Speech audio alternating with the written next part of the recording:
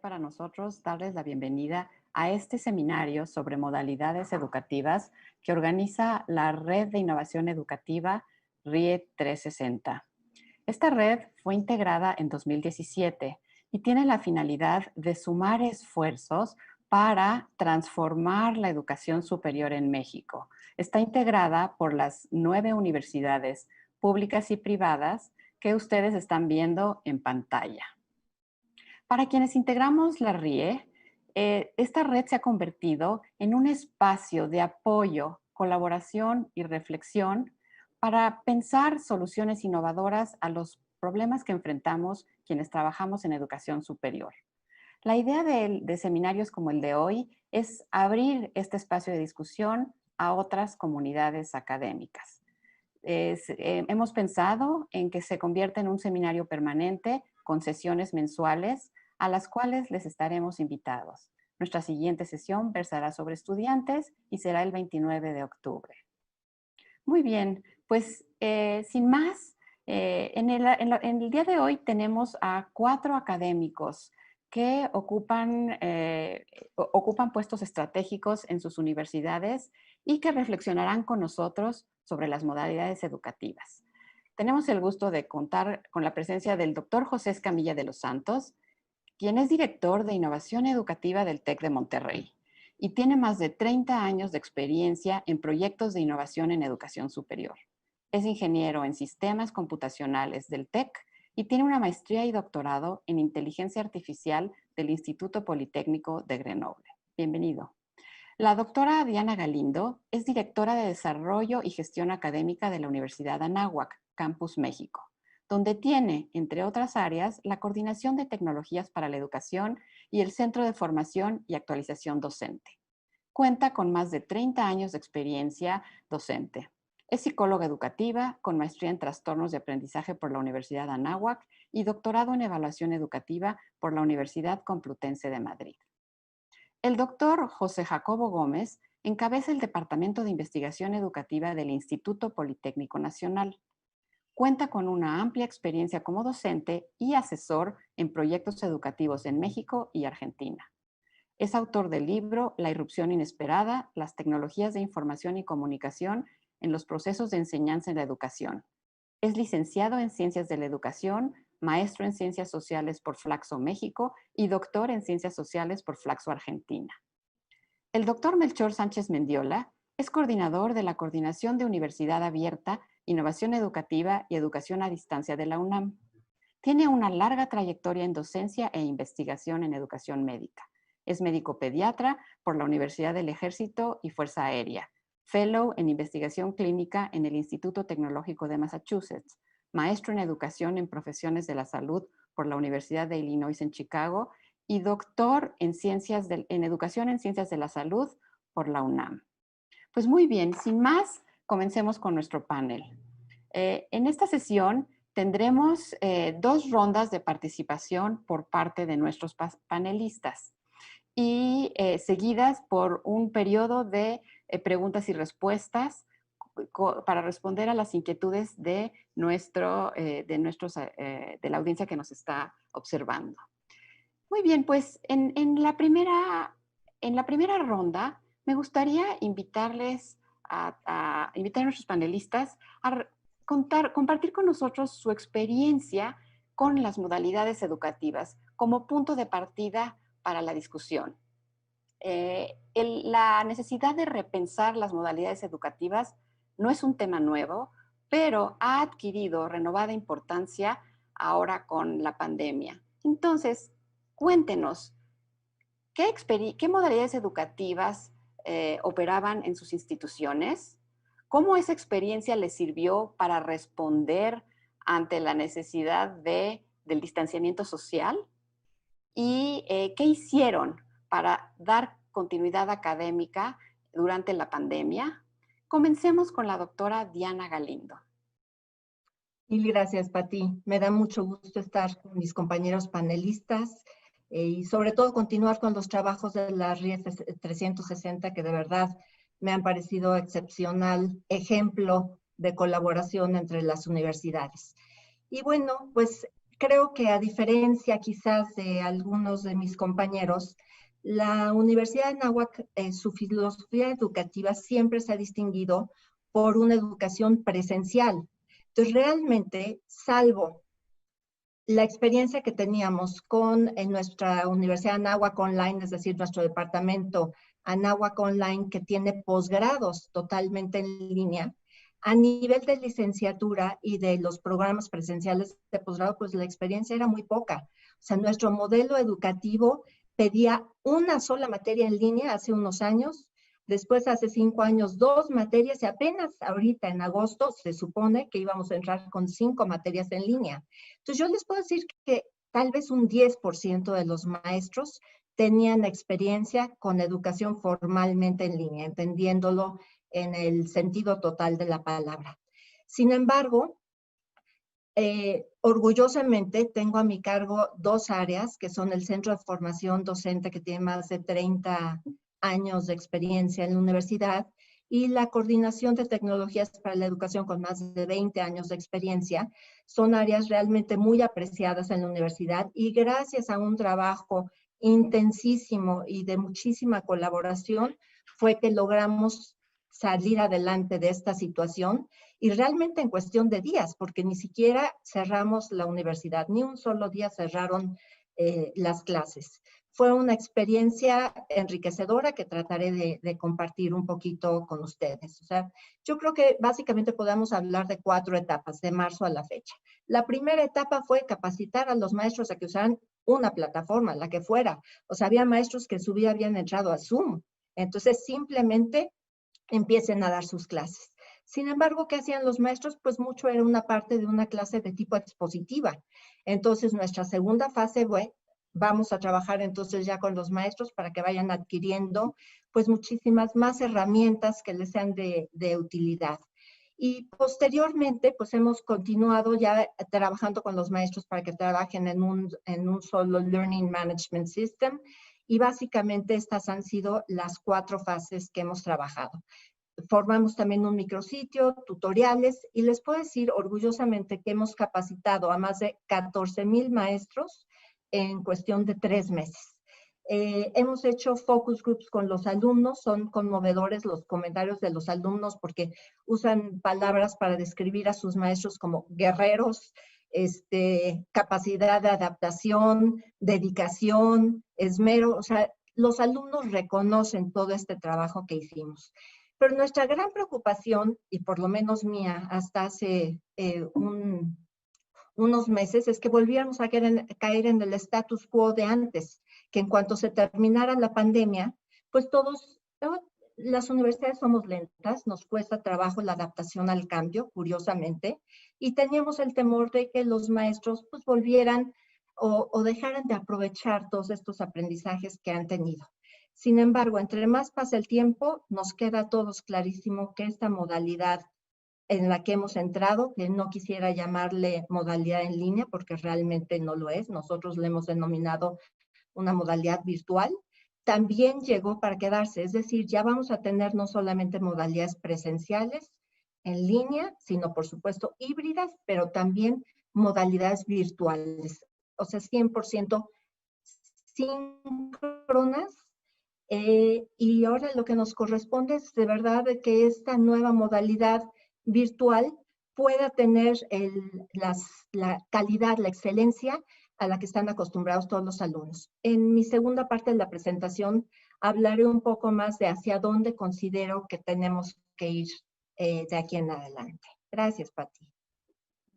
Muchas gracias, doctora Galindo. Sí, es muy curioso que, digo, si todos pensamos, ahorita estamos como en una modalidad que no tenía nombre y que se inventó, ¿no? Ahí en marzo, Hodges, en este artículo de Educos, nos habló de la enseñanza remota de emergencia o educación remota de emergencia, porque no es en línea, no, pero estamos en un espacio especial, pues muy propio o propicio para la innovación. Bueno, paso la palabra al doctor Jacobo. Adelante, doctor. Muchas gracias. Un saludo a toda la audiencia. El Instituto Politécnico Nacional ha trabajado históricamente bajo un modelo presencial. Previo a la pandemia, el grosso, el corpus central del Instituto Politécnico ha sido el modelo presencial. Sin embargo, desde mediados de la primera década del siglo XXI, se desarrollaron y se consolidaron experiencias específicas con relación a modalidades virtuales, específicamente con el surgimiento de Polivirtual. Respondiendo a un momento de la región donde comenzaban a desarrollarse proyectos de índole de política educativa y consolidándose algunas experiencias regionales con respecto a la inclusión de las tecnologías digitales a los contextos escolares. Entonces, el Politécnico comenzó a trabajar dentro de su gama de oferta educativa también a responder a una necesidad, que era la de ampliar la cobertura desde la condición de institución pública, comenzar a brindar otro tipo de modalidades o mecanismos de formación que permitieran ir acompañando un momento donde la sociedad se enfrentó también a una mercantilización y masificación en el acceso a las tecnologías y donde este plano tuvo una incidencia directamente con lo educativo. Por algo estas experiencias, por algo estas tendencias, y el Politécnico respondió de esa manera. Desde luego que estos previos esfuerzos que datan desde mediados de la década de los 90, del siglo pasado, donde comenzaba a hacerse un trabajo más a distancia, no presencial, vinculante con los sectores que absorben, en este caso, a los egresados del Politécnico, dieron una serie de insumos para proyectar escenarios de la educación de las cuales se pensaba que nos iban a llegar mucho más adelante, donde se comenzaba a visualizar espacios virtuales como refuerzo de los procesos presenciales. Sin embargo, año 2020 pasa algo, se genera un laboratorio humano a partir de todas sus prácticas y donde lo educativo es uno de los que más se enfrenta a todas estas condiciones. Entonces, las experiencias derivadas de estas modalidades que comenzaron a tener, insisto, con Polivirtual, que es el eje específico, el instrumento institucional que tenemos para brindar formación a distancia, da un parteaguas en términos de ir pensando, pero nos arroja una serie de elementos que hoy o se consolidaron o se entendió que había que poner a discusión y sobre todo a operacionalizar de otra manera. ¿A qué me refiero? Tiene que ver con que se entendió que llevar hacia lo virtual la educación no es únicamente un corrimiento de los recursos y de, en este caso, los elementos que se tenían en el modelo presencial. Se empezó a pensar en la necesidad de una pedagogía desde lo virtual, desde mecanismos de gestión para lo virtual, desde elementos del capital humano que acompaña estos procesos y desde luego nos dimos cuenta de que no bastaban esos primeros esfuerzos. Creo que esos han sido de las experiencias que nos ha dejado esta implementación desde, insisto, la mitad de la primera década del siglo XXI, y donde hoy nos dimos cuenta que muchos de los aspectos aprendidos tienen que ver también con la debilitación de las resistencias. Hoy nos dimos cuenta que ante este escenario abrupto de ruptura de lo presencial y donde a través de sistemas remotos, digitales, comenzamos a interactuar, vimos que muchos de los aspectos han quedado, digamos, desarticulados o sin la legitimidad con respecto a lo que hacíamos. Creo que en términos globales, un poco para ir cerrando esta primera intervención, nos ha permitido desde el Politécnico entender cuáles son los planos en donde hay que fortalecer, y uno de los aspectos tiene que ver con el esfuerzo que se hace. Yo pertenezco al Centro de Formación de Maestros, a la Dirección de Formación e Innovación Educativa del Instituto Politécnico Nacional, en donde somos los responsables de la formación de los docentes. Y entonces entendimos que esa formación dista únicamente de posicionar recursos y procesos técnicos del uso de las plataformas si no van acompañados de un modelo pedagógico relacionado con lo virtual, de una metodología específica, de la alternancia en donde se convierte este proceso de paso entre lo presencial a lo digital. Considero que estas fueron las experiencias y los principales aprendizajes obtenidos en este momento prepandemia. Gracias. Muchas gracias. doctor Jacobo. Pues sí, creo que una de las lecciones de ese laboratorio, que me encanta cómo lo dice, ¿no? El laboratorio educativo que se surgió en el 2020, fue que no es la pura tecnología lo que nos permite hacer una educación en línea, ¿no? Y esa parte del componente pedagógico y todos los otros elementos que hay que articular. Pues pasemos la palabra al doctor Escamilla. Por favor, adelante. Muchas gracias, Pati, y a todos por estar aquí presentes y a los que nos están viendo en YouTube y por televisión. No tuve la precaución de preguntar si puedo presentar algunos slides o no, ¿lo puedo hacer o no? ¿Sí se puede? Sí se puede, ok. Bien, contestando a la pregunta, bueno, nosotros tenemos una experiencia de más de 30 años en educación a distancia. Este año estamos cumpliendo 31 años ofreciendo posgrados completamente a distancia desde hace mucho tiempo. Fue así como comenzamos. Y también ofreciendo materias a nuestros alumnos de licenciatura y de preparatoria que llevan sus programas presenciales, pero llevan algunas materias en línea, ¿no? Entonces, tomamos como parte de esa experiencia para abordar lo que se nos presentaba ahora en la pandemia. Cerramos una semana la universidad a partir como del 15 de marzo, si mal no recuerdo, 14, 16 de marzo, para terminar de entrenar a los profesores. Hicimos una serie de entrenamientos y creo que algunas buenas prácticas también que puedo compartir aquí es una cosa que le llamamos los bodies académicos. Los bodies académicos es un grupo de personas, más de 1000 personas que de manera voluntaria, profesores, empleados, colaboradores del TEC, algunos alumnos también, que son buenos manejando tecnología, particularmente Zoom y entre otras herramientas. Estas personas fueron asignados a los profesores que dijeron que no se sentían muy a gusto con el manejo de la tecnología y estuvieron presentes en todas las sesiones sincrónicas, ¿no? de Zoom, apoyando al profesor, a la profesora y a los alumnos con los problemas tecnológicos. Esto nos permitió tener además un escalamiento, digamos, de los problemas que se pudieran presentar y tener un monitoreo prácticamente del 100% de las sesiones todas las semanas para asegurar que pues hubiera una continuidad académica, que la verdad fue muy, muy elevada la continuidad académica. Otra cosa también que hicimos fue una encuesta diagnóstica sobre temas pedagógicos y temas tecnológicos, que es lo que sabían los profesores, para que los directores de departamento académico en juntas también pudieran determinar hacia dónde orientar la capacitación de profesores, pero también para identificar qué profesores podrían convertirse en entrenadores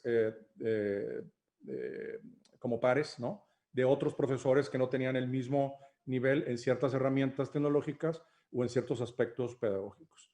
Y luego, por último, quiero aquí compartir un poquito la pantalla, una presentación.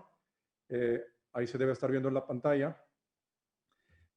Buscamos cómo también continuar con lo mayor posible con, si me permiten usar esta palabra, la oferta de valor de la universidad a distancia. Entonces, no solamente fue la continuidad académica, que es el cuadrito que está ahí en su versión 2.0, que es ya la más avanzada, que no es la primera que hicimos en marzo, sino una más avanzada, sino también actividades culturales, deportivas y artísticas y de grupos estudiantiles de los alumnos, que se llama Liderazgo y Formación Estudiantil en el TEC. Eso es LIFE, es el acrónimo LIFE.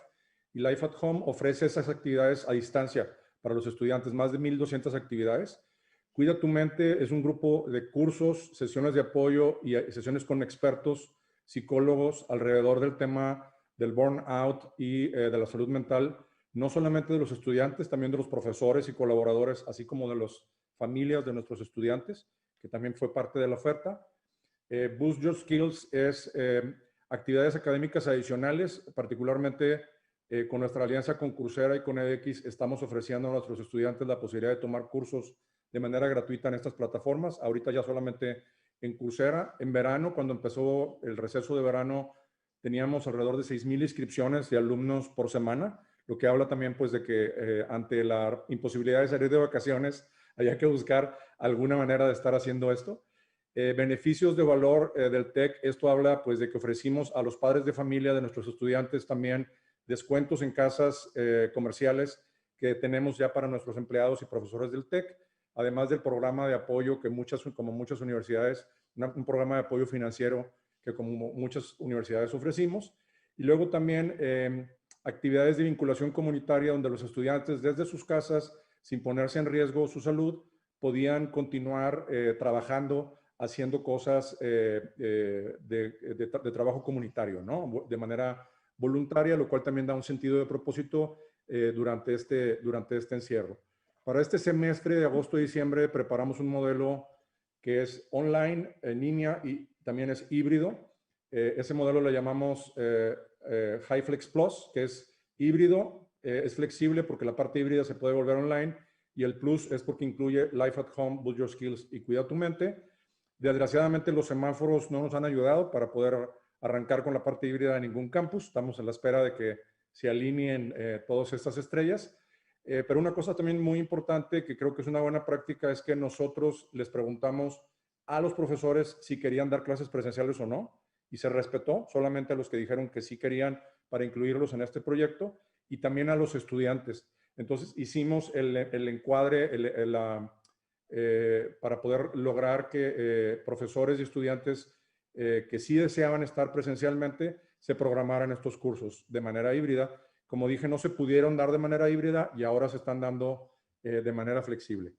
Entonces, con esto me detengo aquí para continuar con el panel. Muchas gracias, doctor Escamilla. Nos recuerda que la educación universitaria es mucho más que lo que pasa en las aulas, ¿no? Y entonces movernos en línea no es solo continuar el contacto entre estudiantes y docentes, ¿no? Sino hay toda una serie de elementos inherentes a la experiencia universitaria que también tenemos que contarnos en cuenta. Tenemos que tomar en cuenta. Entonces, el tema de las modalidades es bastante más complejo de lo que aparenta en primer momento, ¿no? Invito a todos los que nos están escuchando a enviar sus preguntas por el chat del canal de YouTube. Entre la primera y la segunda participación voy a leer algunas de sus inquietudes para que las puedan tomar en cuenta nuestros panelistas en su segunda participación. Y entonces doy la palabra al doctor Sánchez Mendiola para su participación sobre la experiencia de la UNAM. El famoso micrófono, ¿verdad? Ya se convirtió en parte de nuestra cultura. Bueno, muchas gracias por estar aquí con ustedes y participar en el panel. Siempre que se nos pide que hablemos por la institución me pone algo nervioso, ¿no? Porque si yo digo, la UNAM está haciendo esto, sinceramente estoy faltando mucho a la verdad, porque la UNAM como concepto es algo gigantesco, ¿no? Entonces, daré opiniones personales y mi visión de algunas de las cosas que yo he visto. En términos de números, ayer estuve en un panel y comentábamos, somos muy dados a usar la numeralia, y pues tengo dos números aquí nada más para poner el contexto, ¿no? Estudiantes, 360,883 y académicos, 41,332. De estos estudiantes, 37,314 están inscritos en los programas abiertos y a distancia. Y aquí es muy interesante la universidad. Una de las muchas cosas que ha tenido en el último siglo es que ya va a cumplir 50 años que empezó con programas de universidad abierta y después de educación a distancia, y ha tenido mucha experiencia en esa parte, ¿no? Pero yo lo que he visto en lo que va de este año es que el reto que nos planteó esto nos descuadró totalmente, ¿no? Ahorita que estaba oyéndolos y tratando de pensar exactamente qué decía sobre las modalidades, es que la palabra modalidad ahorita sinceramente se nos quedó corta para lo que pasó, porque obviamente es muy políticamente incorrecto decir que improvisamos mucho, pero improvisamos mucho, porque era imposible tener una planeación micrométrica de cómo iba a actuar cada elemento de todo el sistema que compone a la universidad, incluyendo docentes y estudiantes. Y además, aunque estuvieras inscrito y participando en cualquier versión escolarizada presencial cara a cara de alguna carrera, pues prácticamente la totalidad de los estudiantes y de los docentes utilizan en su vida cotidiana algún dispositivo digital como parte de la sociedad en la que vivimos. Entonces, si bien puedes estar inscrito en una carrera presencial, usas los recursos digitales para muchísimas cosas. Entonces, se ha empezado a perder esta separación medio artificial que se generó por necesidad hace mucho tiempo entre lo totalmente presencial y lo totalmente a distancia. Y regresando a cómo la vivimos, pues se hicieron varias cosas. Se integró un campus virtual de la universidad, que el cual, si me hacen favor de poner por ahí la liga en el YouTube, donde se expusieron todos los recursos con los que cuenta la universidad para los estudiantes y para los docentes.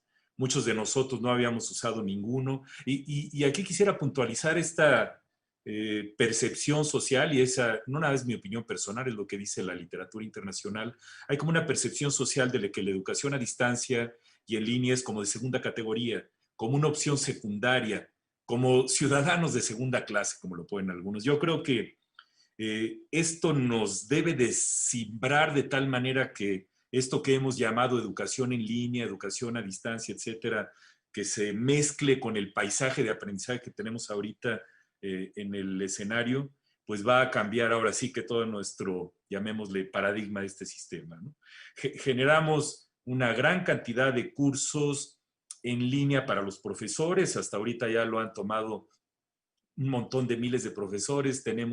Creamos un MOOC específico para enfrentar esto de la pandemia. También, si me hacen favor de poner la liga en YouTube, que se llama Modelo para Armar, y muchos cursos de formación docente.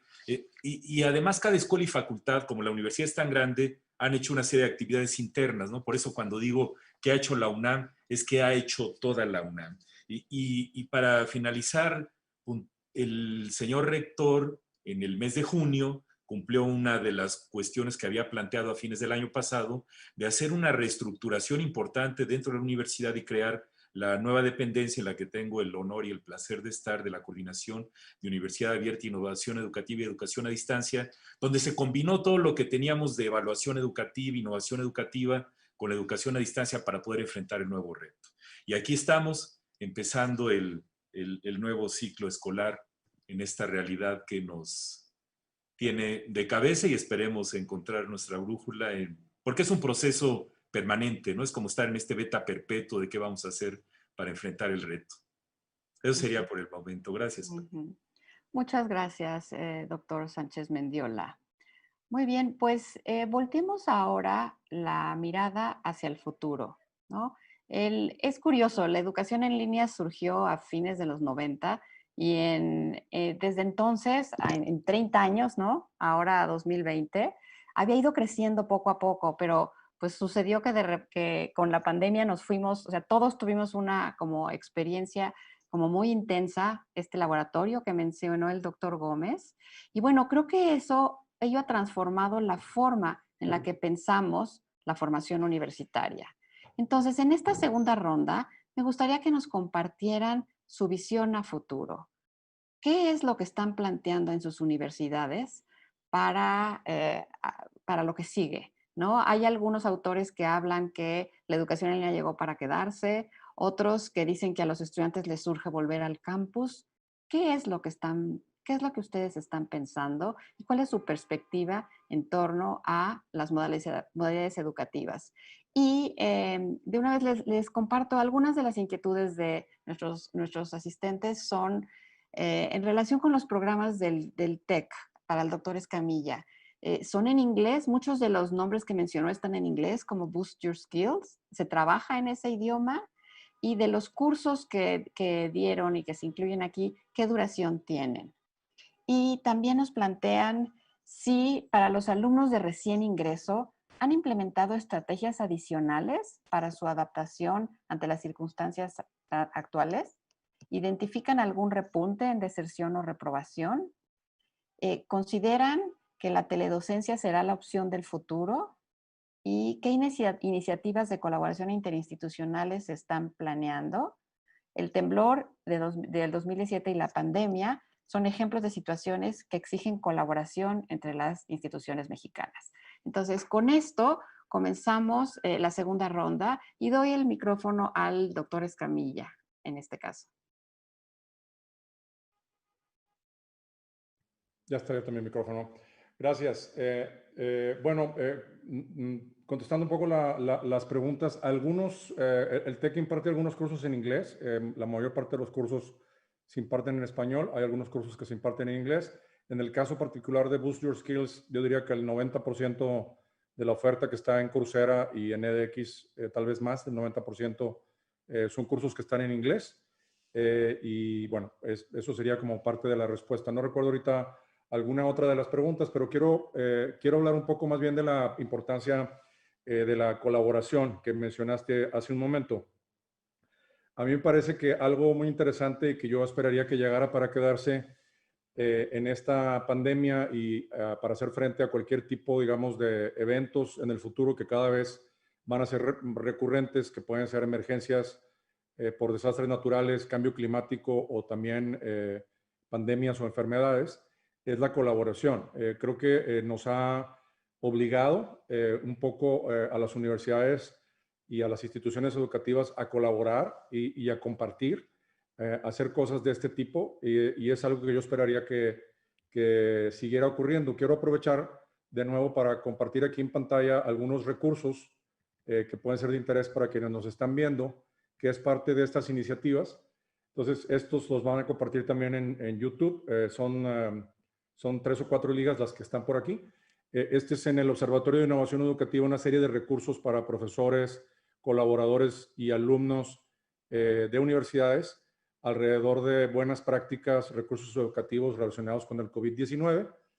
El TEC también abrió al público una página donde comparte materiales que se usaron para entrenar a los profesores en el momento del cambio de presencial a distancia. Esta es la página que tiene estos recursos, se llama Transforma tu curso a Flexible Digital para la continuidad académica.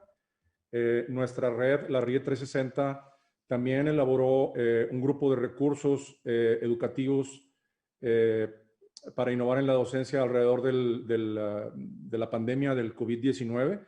Y aquí también tenemos pues una serie de acervos, recursos, apoyos, cursos, etcétera, que fueron muy interesantes y creo que siguen siendo válidos e interesantes, ¿no?, para este tema. Y por último, pues esta parte de compartir el congreso que nosotros hacemos en diciembre, que este año va a ser abierto también, va a ser online, se puede ver desde cualquier lugar, pues también va a ser un lugar donde vamos a estar hablando de lo que ha pasado en estos últimos meses y de lo que esperamos que va a pasar hacia el futuro. Entonces, como no veo el reloj, creo que voy a detenerme aquí para respetar los tiempos y seguimos platicando. Muchas gracias, doctor Escamilla. Muy bien, pues paso ahora la palabra al doctor Sánchez Mendiola para que nos cuente qué está pensando en la UNAM hacia el futuro.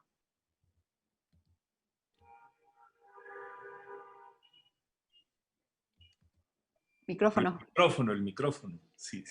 Siempre decimos el micrófono. Regreso al comentario que hice hace unos minutos ahorita que dijiste qué está pensando la UNAM. Es concebir a la UNAM como un ente, como un sistema adaptativo complejo que ha alcanzado tal complejidad que es capaz de pensar por sí misma. Yo lo que diría es no estamos todavía ahí, pero lo que sí es un hecho es que el 100% de los estudiantes y de los docentes de la UNAM están viviendo este reto de una manera como lo está viviendo el resto de la nación, yo creo que, y del mundo, ¿no?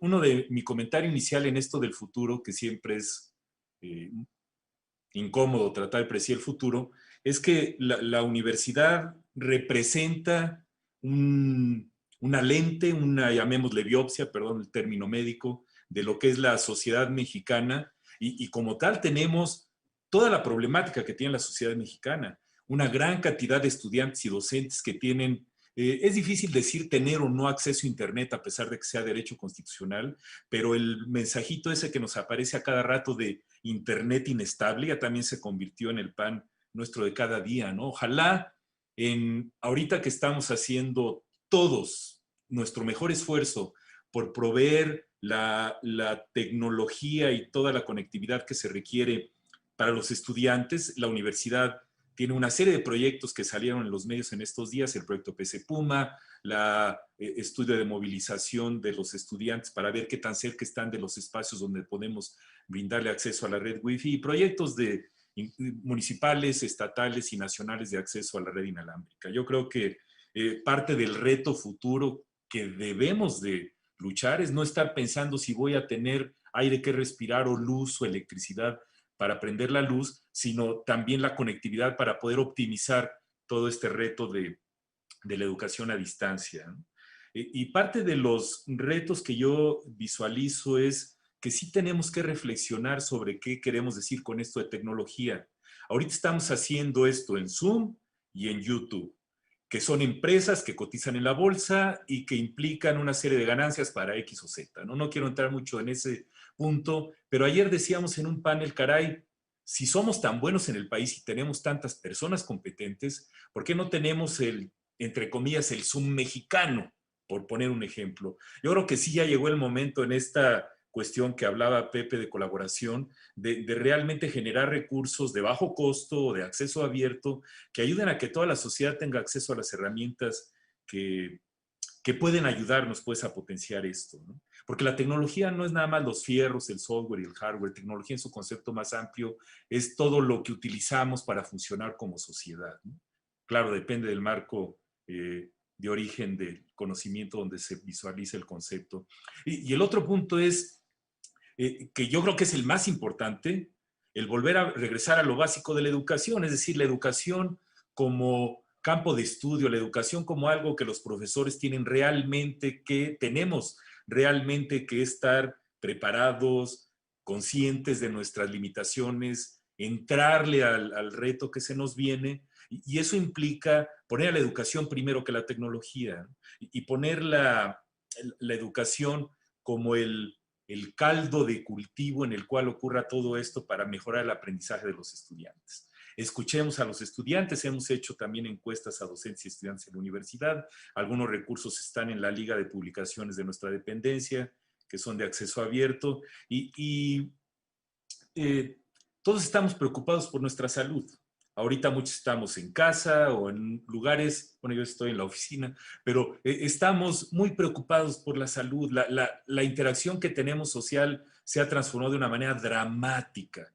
Y ahora que regresemos, y ya la palabra regresar se oye cada vez más extraña, hablando de cómo interpretar el regresar, estas interacciones tendremos que volver a aprender cómo reconocernos, cómo interactuar, cómo enseñar y cómo evaluar. Y quisiera terminar nada más con 2 puntos. Uno, necesitamos hacer más investigación en nuestro país sobre el tema. La investigación en educación es totalmente contextual y existen décadas de miles y miles de artículos académicos rigurosos en otros países del mundo sobre la educación a distancia en línea que documentan que funciona, y en nuestro país esto es muy limitado. Yo creo que esta es una oportunidad dorada para poner la educación otra vez en el centro, para meterle recursos y ganas a la investigación, educación, que incluya toda la cuestión de la educación en línea, que nos facilita en cierto sentido el acceso a la huella digital de estudiantes y docentes. Y por último, el 16 de septiembre salió el manifiesto de la enseñanza en línea de la Universidad de Edimburgo, un documento fascinante que lleva su 3ª edición, y ahí dicen varias cosas, ¿no? Ojalá lo pudieran checar, es un documento hermosísimo y muy provocador. La parte que más me gustó es donde dice que no nos dé envidia del campus, ¿no? Porque we are the campus, nosotros somos el campus, y es esta parte reflexionar, que ahorita que me preguntabas de la UNAM, tenemos los edificios de ladrillo y cemento, las cuestiones que son, ¿cómo se llama? Esta cuestión de propiedad, recursos de la humanidad, de la UNESCO, que están ahí, pues están muy bonitos, ¿no? Pero lo más importante son los docentes, los estudiantes y los trabajadores. Regresar, pues, a poner el foco en nosotros mismos. Y ahí le dejaré. Muchas gracias, doctor Sánchez Mendiola. Sí, creo que algo muy interesante que ha pasado es darnos cuenta de realidades que vivíamos y de necesidades que tenemos para fortalecer la educación, ¿no? Como, digamos, esta parte de la infraestructura que tenemos, las herramientas, quiénes las genera, como que dábamos por hecho que teníamos suficiente, que con las aulas, los espacios, pero pues hay mucho más allá para poder ofrecer una educación que aproveche todas las tecnologías, que prepare a nuestros estudiantes ante un contexto como el que está viviendo el mundo, pues hace falta. Y sí, es un espacio muy interesante para la colaboración. Voy a pasar ahora el micrófono a la doctora Galindo. Por favor, Diana. Muchas gracias. Pues retomando la idea de regresar a la educación, una de las ventajas que tenemos en la universidad es que cuando hablo de la universidad sí puedo hablar de la universidad, porque la diferencia de tamaño, pues sí, no tiene nada que ver con la UNAM. Entonces, definitivamente el foco lo tenemos puesto en lo siguiente.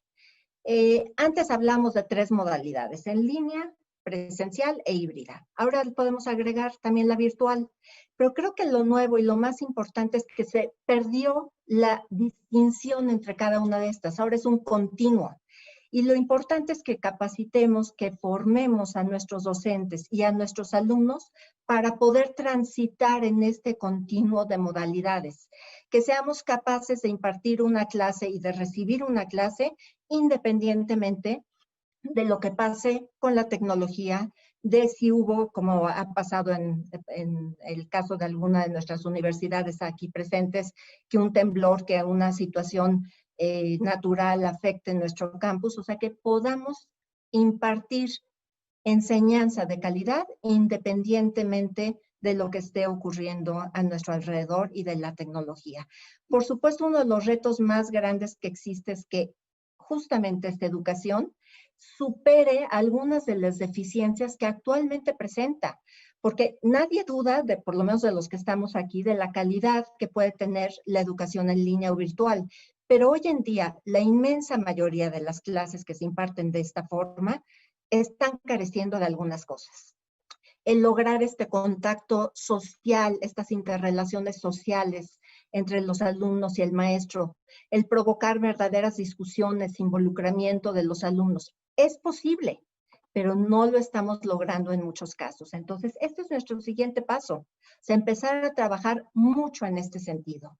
Y aquí quisiera mencionar 2 cosas que estamos haciendo. Por un lado, hemos visto que ha sido especialmente benéfico el que la universidad está enmarcada en un contexto de aprendizaje invertido. Nos hemos convertido en certificadores para Latinoamérica de esta metodología y hemos visto que es ideal para poder transitar entre una modalidad y otra. Los maestros que ya estaban utilizando esta metodología les fue extremadamente fácil transitar ahorita en esta, como decía Patti, a la educación remota de emergencia, la modalidad remota de emergencia. Entonces, esa definitivamente es una de nuestras recomendaciones. Y por otra parte, reconocer que la formación docente tiene que ser, como comentaba uno de nuestros ponentes hace un momento, tiene que tener una metodología. A mí me gusta relacionar la formación docente como si fuera si pensáramos en un banquito de 3 patas. Entonces, por un lado está la formación formal, o sea, el impartir estos cursos, tutoriales de capacitación, pero si eso lo dejamos solo, no va a ser suficiente. Eso siempre tendrá que estar acompañado de la práctica y, valga la redundancia, del acompañamiento. O sea, que alguien, como bien comentaba Pepe, que tuvieron una serie de buddies, creo que era la palabra que usó, que acompañaba a los docentes, eso es lo que estamos trabajando ahorita fuertemente. Y pues, por último, creo que el reto más importante para todos nosotros y para el país en general y para el mundo es, pues si seguimos con este tipo de educación, porque la pandemia no sabemos para cuándo se va a acabar, cómo lograr mayor equidad.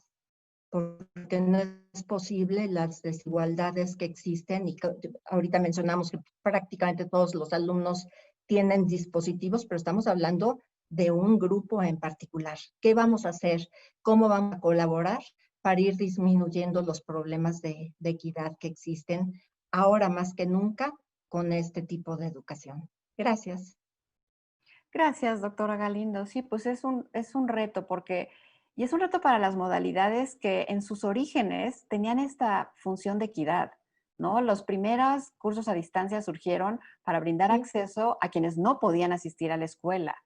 Pero ahora, dado que la educación a distancia es en línea, el problema de dar acceso a quienes no tienen acceso a las tecnologías necesarias para conectarse se abre de nuevo. Entonces, ¿qué va a pasar con la equidad, no? Ese es un aspecto muy interesante. Pues para concluir la segunda ronda de participaciones, Doy la palabra al doctor Gómez. Adelante. Muchas gracias. Hoy el IPN perfila igual un modelo híbrido, un modelo alternante. ¿Por qué? Porque está respondiendo a una inquietud que ha surgido y que creo que lo hemos discutido en este momento. Nos hemos dado cuenta que la presencialidad también tiene un peso sustantivo que a lo mejor habíamos dejado un poquito de lado. ¿Por qué? Porque muchas de las tendencias nos hablaban de este posicionamiento de la educación más hacia esquemas virtuales, de acuerdo a los sectores que rodean o que demandan una respuesta de la universidad. Pensemos en todos los sectores, desde lo social, lo laboral, lo cultural, etcétera, etcétera. ¿Sí? Se iba pensando hacia ello. Y el instituto hoy está tomando la experiencia de sus carreras en línea, de su oferta académica en línea, con relación a esos insumos que ha dado. ¿Cuáles son esos insumos?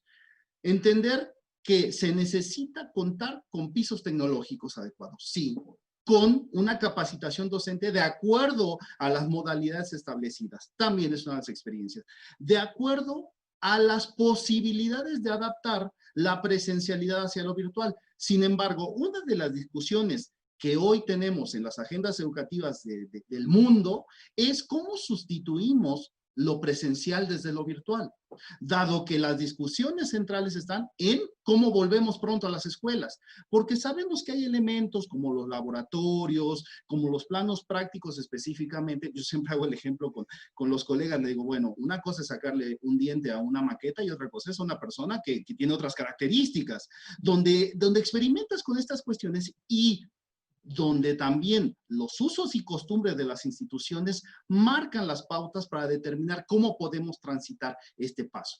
Entonces, en términos globales, el IPN está haciendo esto. Ahora, tenemos que pensar en lo siguiente. Voy a utilizar una referencia del doctor Dante Avaro con respecto a una discusión central. ¿Cuánto cuesta como institución poder sostener un modelo virtual, pero cuánto cuesta llevarlo a una escala a largo plazo? ¿Sí? A ver, podemos generar una serie de elementos que nos sirvan para construir en este momento un esquema funcional a las necesidades de la formación virtual y poco a poco alternante o híbrido, con base en el regreso según las condiciones también de salud y el entorno que va a determinar el regreso a los espacios áulicos. Sin embargo, estamos en las condiciones de poder sostener esos modelos con respecto a calidad, pertinencia, objetividad, relación con los entornos y cómo también las figuras internas que sustentan el contrato pedagógico, estamos hablando de docentes, alumnos, directivos y entornos que rodean, están adaptados y están en condiciones de poder ir cambiando ese chip en términos de la relación en cómo lo estamos planteando. Hoy se empieza a hablar de modalidades o de mecanismos de trabajo más bajo la lógica de on demand. Estamos repitiendo este momento, como lo vivimos a principios del siglo XXI. Llegaron los dispositivos y la educación se vio impactada por ello, en términos de que muchas prácticas comunes, la comunicación, la socialización, el acceso a la información, se empezó a correr hacia el uso de estos dispositivos. Hoy, en esta lógica de on demand, de bajo demanda, se habla de una tedificación de la universidad, de una moquización de la universidad, metiendo estos elementos de los MOOC, de estas metodologías tipo pláticas TEDx, que todos hemos visto alguna de ellas, ¿no? En donde son elementos que están soportando estas respuestas emergentes a las necesidades que nos planteó la ruptura de la presencialidad con esta condición. Bueno, aquí el punto, y eso desde el instituto, es lo que estamos pensando a partir de rescatar las voces de los alumnos, de los docentes, de las figuras centrales, es si estamos en las condiciones para entender y para formarnos en un plano que responda a esas condiciones y no caer en los problemas, por ejemplo, de los MOOC, de esta lógica embudo, que entran muchos y salen muy poquitos, ¿no? Como lo refiere Reich o algunos de los autores que hablan sobre estos puntos, ¿sí? Donde ahora esos poquitos están respondiendo al perfil de formación. Esa es una de las discusiones principales. Otro, si nos vamos a la lógica de TED, de las charlas TEDx, tenemos la capacidad ya construida de generar procesos dialógicos efectivos que permitan la objetividad y la pertinencia del desarrollo curricular con base en las necesidades, otra vez, de todos estos agentes que le piden a la universidad elementos muy específicos, que van desde el Vox Populi hasta las grandes organizaciones y la política educativa, pasando por todos los demás elementos. O vamos a caer en los mismos errores, o esta Netflix educación, ¿no? Perdónenme, me enredé ahí por querer hacer una palabra nueva. En términos de, ok, tengo mis recursos, yo lo puedo ver mi clase en el momento que quiera. Desde luego que son formas de aprender. Ahora, podemos acompañar ya, esos son los elementos que estamos discutiendo. Y un poco para cerrar esta participación, ¿no? Quisiera dejar algunas preguntas también para la audiencia, y creo que las podremos seguir discutiendo en otro momento. Por un lado es, ¿qué están haciendo nuestras instituciones? Cada uno pienses en el contexto que está. ¿Qué están haciendo nuestras instituciones para adaptarse rápidamente a un modelo / esquema de operación que permita tomar decisiones y resolver los problemas que deriven de esta toma de decisiones? Y retomando a Latour, quiero cerrar con estas dos preguntas. ¿Qué de lo que hacíamos antes estamos dispuestos a dejar en el pasado? ¿Y qué de lo que no hacíamos quedará instalado de aquí en adelante? Aunque ese de aquí en adelante no sabemos cuánto dure. Gracias. Muchas gracias, doctor Gómez. Híjole, nos hizo poner los pies en la tierra, ¿no? Porque sí, es muy fácil hablar de vamos a pasar a la educación virtual, a la educación en línea, pero hay muchos aspectos que tenemos que replantear y hay, digamos, detrás de la operación actual de las universidades, pues hay esquemas económicos, administrativos, organizacionales, y no es tan fácil como decir, nada más vámonos a la educación en línea, ¿no? Hay que realmente transformar toda la universidad. Muy bien, pues ahora pasemos a la interacción primero entre ustedes y luego con el público. Entonces, los invitaría a cada uno de ustedes a hacer una pregunta a otro panelista y al panelista a quien le pregunten a contestarla en 1 minuto para poder empezar a ver cómo contrastan las ideas que nos han presentado. Entonces, no sé quién quiere comenzar, doctor Melchor Sánchez Mendiola. Sí, bueno, no es de opción múltiple, ¿verdad? Bueno, no. Para el doctor José Escamilla, ¿qué tanto de esta situación de que el Internet nos está haciendo más superficiales? Ya ven el libro de The Shallows de Nicholas Carr, que sacó su 2ª edición ahora en estos meses. ¿Qué opinas? ¿Qué tanto habrá de cierto de eso y cómo enfrentarlo, ¿no? Para aprender realmente será una cosa? Sí, yo creo que hay algo de cierto en esto, pero es por diseño también. Las redes sociales te hacen más infeliz. Hay estudios que demuestran esto porque la gente publica normalmente cosas en Internet que tienden a ser un poco exageradas. Es decir, no me voy a sacar una foto con mi bocho todo estartalado, me lo saco con un Lamborghini, ¿verdad? Y lo publico. Y cuando tú te comparas contra el respecto de la media de la gente que ves en Internet, pues dices, soy menos feliz, tengo menos amor, tengo menos dinero, tengo menos salud, ¿no? Que el resto de la gente, ¿no? Entonces te tiende a hacer esto y tiende a ser muy superficial. Pero también por diseño se pueden hacer cosas en donde tú por diseño hagas experiencias más profundas, ¿no? Nosotros tenemos unos cursos que diseñamos para el nuevo modelo educativo TEC 21 que se llaman FIT, Flexibles, Interactivos y con Tecnología. Y en los estudios comparativos que hicimos con cursos presenciales similares, encontramos que en términos de aprendizaje no había diferencias significativas, pero una cosa interesante que encontramos es que en términos de cercanía con el profesor, preguntándole a los estudiantes cómo se sentían de cercanos a su profesor, en los cursos FIT, que son a distancia, los alumnos se sentían ligeramente más cercanos a su profesor que en los cursos presenciales. No, la explicación que nosotros dimos a esto es que estos cursos fueron diseñados por 3 profesores de 3 campus distintos, con un grupo de diseñadores instruccionales que tenían como consigna hacer más interactivo lo que está pasando. Y muchas veces en el salón de clases, pues los de las filas de atrás te vistes de gris, ¿verdad? Y te pones atrás y a lo mejor ya la educación a distancia, como dicen en presencial, empieza a partir de la segunda fila, ¿no? Entonces, creo que también hay un tema de diseño. Yo creo que la tecnología la podemos usar para ser muy superficiales como en Internet, que hay psicólogos conductuales que lo que buscan es que estés tú enganchado ahí como una droga, como adicto, pero también se pueden usar para hacer cosas con mucha profundidad. Gracias, Pepe. Sí. Muchas gracias. Sí, muy cierto. Me hizo recordar la respuesta del doctor Escamilla, el concepto de distancia transaccional de Michael Moore, ¿no? Que dice que, bueno, la distancia no es necesariamente geográfica, ¿no? Que sino tiene que ver con el tipo de interacción que se planea en un curso y puede ser más cercano en un curso en línea o en un curso digamos, que no es presencial, puede sentirse más cerca el estudiante. Entonces, claro, como dice el doctor, tiene que ver con diseño, no solo con la tecnología. Muy bien, bueno, pues aprovecho ¿Hago la pregunta yo o...? No. Sí, pero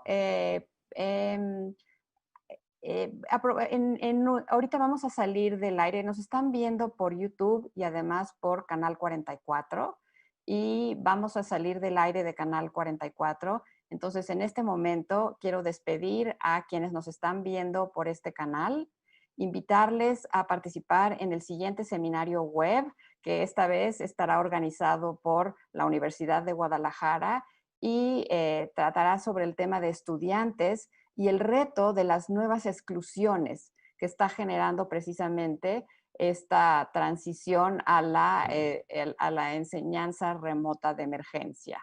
Les doy muchísimas gracias a quienes nos escucharon por Canal 44 y espero tenerlos con nosotros también en el futuro. Y entonces ahora sí, continuamos con la etapa, un periodo más de interacción entre los panelistas y, por supuesto, con nuestro público. Adelante, doctor Escamilla, su pregunta. Sí, bueno, ahora con la pandemia se ha hecho el experimento de educación a distancia online remota más grande del mundo, simultáneo, en donde nos hemos aventado a la alberca sin saber nadar, como alguien decía aquí, ¿verdad? Hemos improvisado. Melchor, estoy totalmente de acuerdo contigo y era el momento de improvisar. Mi pregunta sería si la educación online blended, o sea, la híbrida que mezcla presencialidad con online, llegó para quedarse, va a ser para todos, etcétera. Y no sé si dirigírsela a alguien o dejar a ver quién la quiere capotear. Creo que tenemos tiempo de que la contesten los tres. Entonces les pediría a todos, no sé quién de ustedes quiera comenzar contestando la pregunta del doctor Escamilla. Yo creo que es una de las preguntas que hoy entran en estas discusiones de las cuales referíamos. Voy a dar dos planos. Uno, desde la lógica institucional, que la respuesta sería sí. ¿Por qué? Porque va a ser una alternativa que será de mucha utilidad para situaciones muy específicas. Ya sea otro momento similar, espero que no pasemos algo similar como esto, pero sí para sustentar los modelos, si se vale decir tradicionales que teníamos, y que permitan enriquecer más la experiencia. Ahora, la respuesta a título personal y me hago cargo. No, porque todavía estamos en términos de discutir qué sí y qué no podemos convertir de la educación hacia un plano totalmente virtual, digital, online, y donde sea el elemento sustentado. Me parece que si bien las realidades institucionales tienen diferentes ritmos y diferentes marcos de acción, hay instituciones que estamos todavía discutiendo planos de qué tantos elementos tenemos bien desarrollados para poder sustentar modalidades, en este caso online totalmente. Y donde las preguntas importantes serían, si vamos a poder sostener este esquema de calidad y de soporte que respalda al mecanismo presencial. Y segunda, ¿qué otros elementos de la periferia están conscientes de que una formación online da las mismas garantías que buscan del egresado, del formado, con relación a lo que necesita? ¿Por qué? Y lo cierro con este planteamiento. Un reclutador de un egresado confía igual en alguien que se formó en lo presencial que en alguien que se formó en lo virtual. También tiene que ver con ese cambio de paradigma y de formas de entender el desarrollo profesional. Bueno, esa sería mi respuesta. Muy bien. Muchas gracias, doctor Gómez. Pues sí, está el factor del reconocimiento social de la educación en línea, ¿no? Ahora, y ver si los títulos van a decir si fue educación en línea. Pero bueno, le pasaré ahora a contestar la pregunta del doctor Escamilla a la doctora Galindo. Por favor, ¿qué opina usted? ¿Llegó para quedarse? Claro, gracias. Específicamente hablando de una modalidad híbrida, como comentaba ahorita Pepe, porque si hablamos de una modalidad en línea, o sea, sí me parece importante, aunque yo misma hablaba de que se ha perdido el continuo, sí distinguir un tipo de educación de otra. Entonces, sin duda, la modalidad presencial y la modalidad totalmente en línea han existido y seguirán existiendo. Mi pregunta es, sobre todo, la híbrida en estos momentos. Tengo la impresión, y lo respaldan algunos de los estudios que hemos hecho de satisfacción con los alumnos en el pasado, que quizás la educación híbrida, en donde parte es presencial y parte es en línea, a veces no cumple con todos los objetivos de ninguno de los dos tipos de educación. O sea, que a veces la educación híbrida estamos en desventaja y los alumnos no tienen ni todas las ventajas de una educación presencial ni todas las ventajas de la educación en línea. Sin embargo, en estos momentos y particularmente para los siguientes meses, creo que no va a quedar otra, porque como se ven las cosas, quizás empezamos en enero nuevamente con una educación virtual, pero si después podemos regresar al campus, entonces vamos a tener parte presencial y parte en línea o a distancia. Entonces ahí ya, sin quererlo, vamos a tener ya una educación híbrida o semipresencial. Y por otro lado, seguiremos teniendo todos estos grupos de alto riesgo, en donde vamos a tener alumnos que sí van a poder estar en el campus, pero otros que no. Entonces, tenemos que empezar a ver cómo vamos a manejar esta situación. Y, por supuesto, podemos tener la clase presencial con una parte de los alumnos y lo demás en streaming. Pero yo me pregunto si los alumnos viendo clases en streaming realmente van a tener las mismas ventajas. Vuelvo a lo mismo.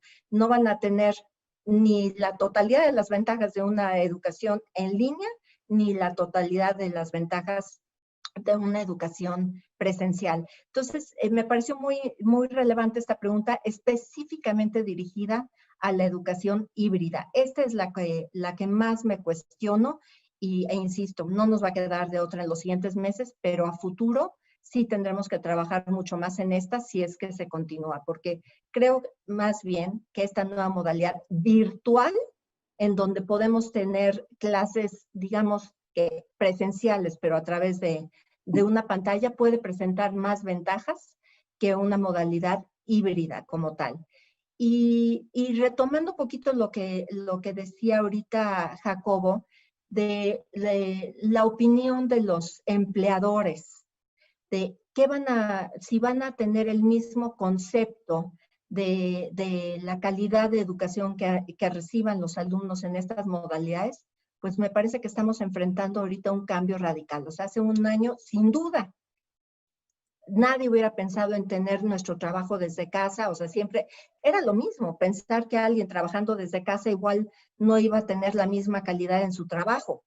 Y ahorita todos lo hemos comprobado que sí se puede hacer en la mayoría de los casos.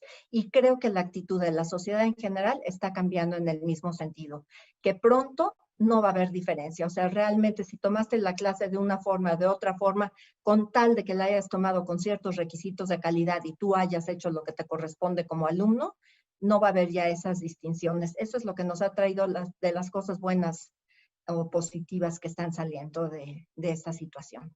Uh-huh. Muchas gracias, doctora Galindo.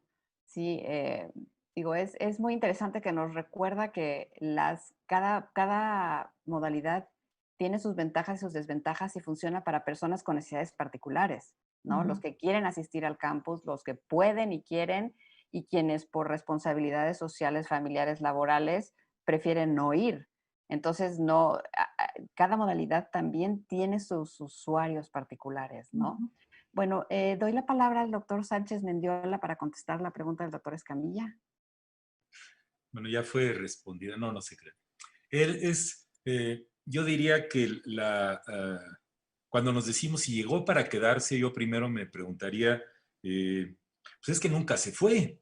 O sea, la educación en línea a distancia como modalidades han estado desde hace mucho tiempo y por una serie de factores estaban así como la Cenicienta, así medio en algún lugar, ¿no? Y algunas de las observaciones que hicieron ahorita, si yo dijera, me dejo que me opere el tumor cerebral un neurocirujano que solamente hizo la especialidad en línea, pues ahorita diría que no.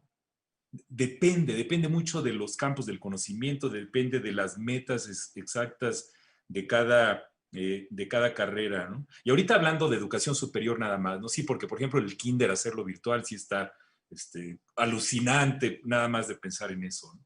Pero regresando al punto, yo hice la maestría en educación en profesiones de la salud en Estados Unidos en el año 2003. Fue totalmente a distancia, asincrónica. Yo era jefe de terapia intensiva de niños de un hospital grande. Fue mi única opción, pero fue fantástica la experiencia. Y una de las respuestas que tengo siempre hay mucha crítica a esto, a veces tras bambalinas, a veces explícita, a la educación en línea. Obviamente nada es perfecto.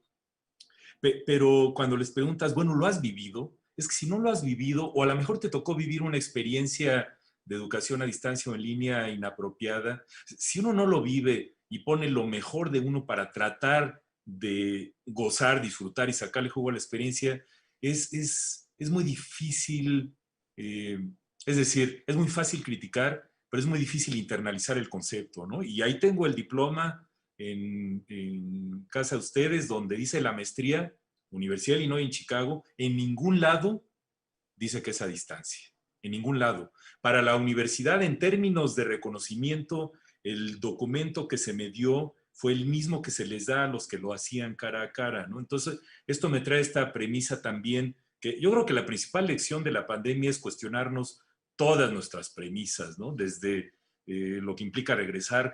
Tal vez la premisa principal a cuestionar es esta premisa que siempre permea todo lo que hacemos, de que lo que se enseña se aprende. Esa premisa está totalmente demostrado que es falsa y lo visualizamos y lo vivimos y lo externalizamos como que fuera una correlación perfecta de 1 a 1 y ni en los estudios originales de Bloom, es decir, nadie tiene un tutor individual de todo el conocimiento, ¿no? Entonces, yo aquí lo que metería es una de las cosas que tenemos que rescatar, es decir, la educación como un todo y tratar de darle el justo lugar y a los docentes también, es meter la evaluación en el proceso. Si no hacemos evaluación de lo que estamos viviendo ahorita, de los impactos de las acciones, actividades, tareas que estamos haciendo y nos gana la urgencia, que ahorita ya llevamos medio año de urgencia, entonces ya para pensar en el corto plazo, pues ya se pasó el corto plazo. Entonces, la propuesta sería pues retomar todo esto e insertar a la evaluación como un componente importante de todo el proceso, ¿no? Que en línea tiene también sus particularidades. Pati, si me permites agregar algo muy breve, nada sí, más. Claro que sí, adelante, Pepe. Me hacía reflexionar ahorita, Melchor, porque primero creo que damos la educación presencial como buena porque es presencial y en realidad sabemos que hay de educación presencial a educación presencial, hay de un curso de posgrado a un curso de educación continua que te cuenta pues las horas en las que estás sentado, ¿verdad? Y no necesariamente hay una evaluación. Hay muchos tipos de educación presencial. Hay universidades de muy alto prestigio, hay universidades pues de medio pelo y no muy buenas. Y lo mismo ocurre en educación a distancia. O sea, hay muchos tipos de educación a distancia. Pues también no se puede hablar en la generalidad, ¿no? Creo que también tenemos que hablar en lo particular. Y quiero hacer notar ahorita lo que decías del neurocirujano online, pues yo tampoco me operaría, la verdad, pero creo que las profesiones médicas tienen mucho énfasis en la evaluación de las competencias, porque hay vidas humanas de por medio, y muy pocas otras áreas del conocimiento en las universidades profundizan tanto en esa parte de la evaluación de los aprendizajes. Nos quedamos en aprendizajes más teóricos o más repetitivos, ¿verdad? Que verdaderamente evaluar las evidencias de que la persona tiene la competencia para realizar una tarea. Y eso es un tema creo muy interesante también para explorar tanto en presencial como en la distancia en términos de evaluación. Muy cierto, doctor Escamilla. Hay preguntas que aplican a todas las modalidades. Y voy a dar ahorita la palabra a la doctora Diana Galindo para que nos le haga su pregunta a otro de los panelistas. Y díganos a quién, y le pediría al panelista que la conteste en un minuto. Por favor, adelante. Pues igual la dejaría abierta y en realidad no es mi pregunta, sino estoy retomando lo que mencionaba Jacobo hace un minuto que me pareció sumamente interesante de a qué estamos dispuestos las universidades a dejar.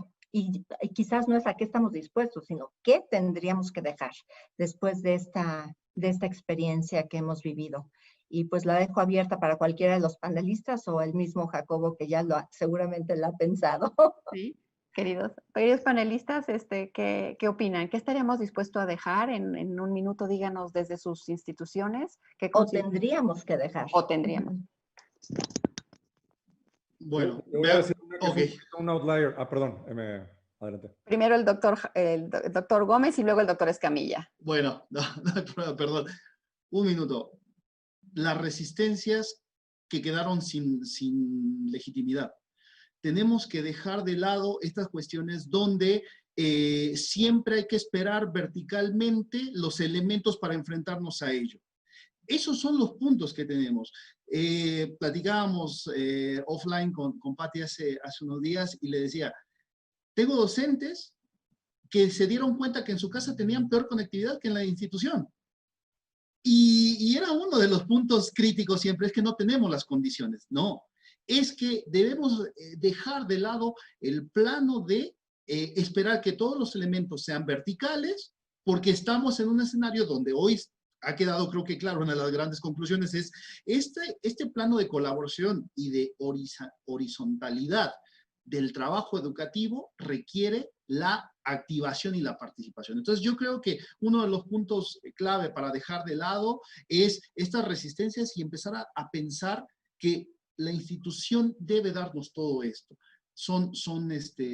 Creo que es uno de los puntos. Hay muchos otros, pero seguramente podemos discutirlos en otro momento. Gracias, doctor Gómez. Doctor Escamilla, adelante. Gracias. No, yo iba a comentar algo que tiene que ver con los viajes. Leí un artículo que todos los viajes de investigadores en las universidades del mundo equivalen a la mitad de la huella de carbono de todo el Reino Unido, 50% de la huella de carbono. Entonces creo que algo que posiblemente deberíamos de buscar a renunciar, tal vez no es a todos, pero a un porcentaje importante de los viajes, reducir gastos y reducir la huella de carbono. Sí, pues qué difícil es desprenderse de las cosas, ¿verdad? Yo lo que diría es que dejáramos atrás la soberbia, porque los académicos tendemos a ser muy soberbios. Y no es por generalizar, pero ayer estábamos en otro panel donde hablé de la onfaloskepsis, ¿no? Onfaloskepsis, que es la contemplación del propio ombligo, que se puede utilizar en términos de yoga y de algunas cuestiones místicas de reflexión, pero que al final del día es estarse viendo nada más lo mismo. Y somos muy, sobre todo cuando te subespecializas y te dedicas en la línea de investigación, le das vueltas y le das vueltas y le das vueltas, pero la apertura de levantar la vista hacia afuera, eso nos ha faltado. Entonces, y perdón, la palabra soberbia se oyó muy fuerte, déjenme usar un término más elegante, la nostalgitis imperfecta profunda, en la cual pensamos que todo lo anterior fue bueno y que no hay que los que están llegando ahorita son unos millennials que no entienden las exigencias del trabajo. Caray, ellos son los que les está tocando vivir esto, los están entrando ahorita a la universidad,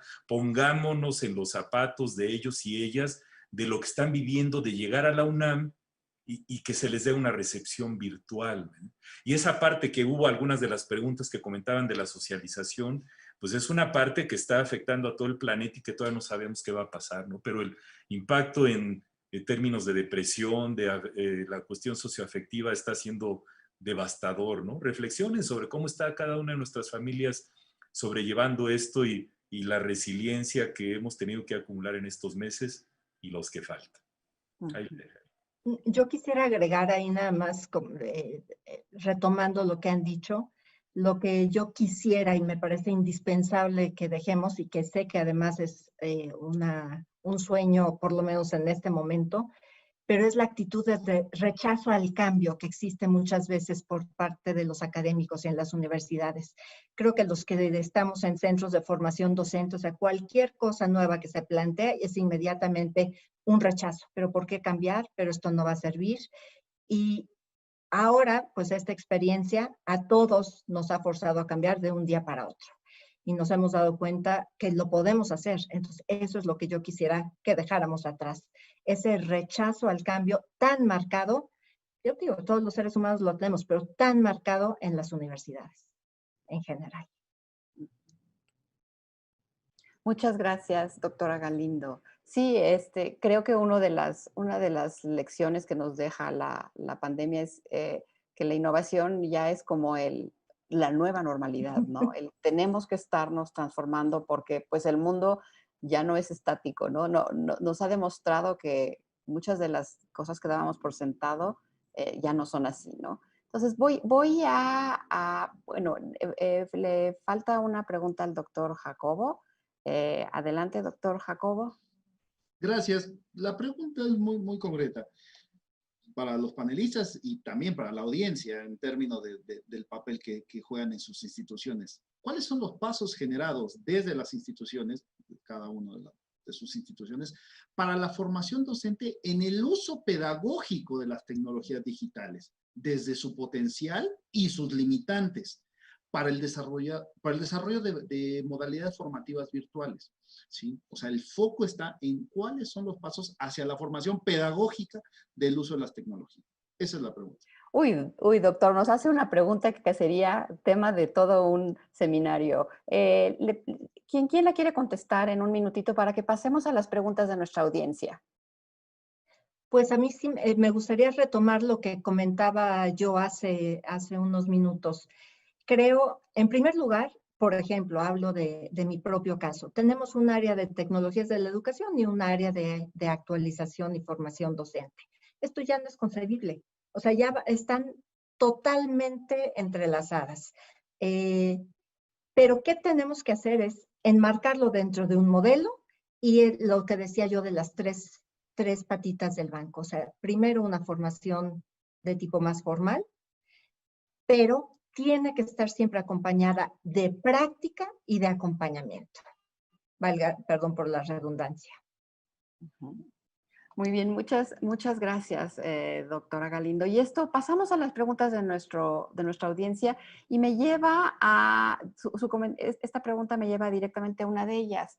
Nos preguntan si como parte de la RIE existe un programa de capacitación y actualización docente hacia profesores que no dependan de una sola institución, ¿no? ¿Tenemos algo? ¿Se está pensando en la RIE algo de esta naturaleza? ¿Quién quiere contestar esto?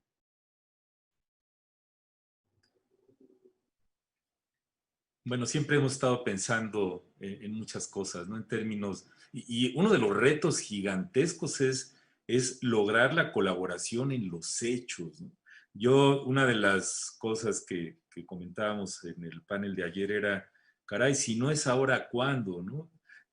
Yo lo que he vivido en estos meses es que estamos no rebasados, pero sí abrumados en cierto sentido con el trabajo intrainstitucional, que las colaboraciones ahorita dices, déjame poner la casa en orden y vamos viendo después, ¿no?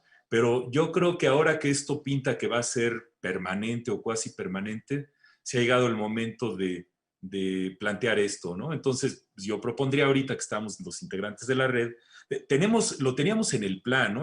Elaborar cosas en común que hemos hecho, la web app, los libros, participar en el Congreso de Innovación Educativa, desarrollar, probablemente podríamos hacer un MOOC de formación docente que fuera multiinstitucional, y yo lo dejaría en términos de propuesta, porque para responder a la pregunta directa, no tenemos ahorita un programa disponible interinstitucional de formación docente. Claro, gracias, doctor Sánchez Mendiola. Digo, lo que tenemos es que en el sitio de la RIE, rie360.mx, juntamos los recursos que todas las instituciones implementaron para su formación docente. Entonces, están disponibles para los docentes de cualquier institución, pero sí, efectivamente, entonces no hay un esfuerzo institucional. Me gustaría entonces, otra de las preguntas tiene que ver con el compromiso de los estudiantes hacia la autogestión y hacia el autoaprendizaje en los tiempos de confinamiento, ¿no? Nos preguntan si se han medido en sus instituciones este compromiso de los estudiantes. Y yo lo vincularía con otra de las inquietudes en cuanto a la deserción o reprobación, el impacto de este movimiento hacia la enseñanza remota de emergencia en deserción o reprobación, ¿no? ¿Quién nos quiere contestar, dar alguna opinión de estas inquietudes? Es una pregunta compleja y difícil, ¿verdad? Bueno, tomo la posta. En el instituto se han realizado ejercicios locales de las unidades académicas, pero también un poquito más globales con respecto a investigaciones que se han desarrollado desde diferentes sectores del instituto. Se han obtenido algunas evidencias sobre cuáles son las características en términos de autogestión, de regulación, de autoaprendizaje, ya desde hace un tiempo, y bueno, siempre han marcado estos factores que juegan en torno a la percepción sobre los recursos, sobre el propio acompañamiento, sobre la formación, y bueno, ese tipo de cuestiones se tiene alguna evidencia. Creo, y me sumo a los comentarios de este panel, es momento de ya llevar esos resultados a un plano de que permita tomarse decisiones con respecto a qué podemos hacer. La pregunta realmente tiene diferentes, digamos, diferentes miradas. ¿Por qué? Porque tenemos tanto las miradas, digamos, escépticas, que dicen que el estudiante hoy, por estas características del multitask, de la velocidad en la que navegan en los diferentes espacios, ya no es capaz de generar esa parte de la gestión autónoma, de la formación autónoma. Y hay otras voces que dicen, el problema está en que tampoco se les desafía intelectualmente. Entonces, cuando las actividades se sustentan en un desafío intelectual, se nota una mejor participación, se nota una activación en términos de buscar respuesta. Si el estudiante ve vinculación con su proximidad, si el estudiante encuentra también esta relación dialógica de la que hablaba, que va más allá de construir una comunicación, sino de entender cómo está percibiendo y sintiendo el proceso formativo, capaz que ahí se tienen algunas evidencias desde la literatura de que este podría ser el camino.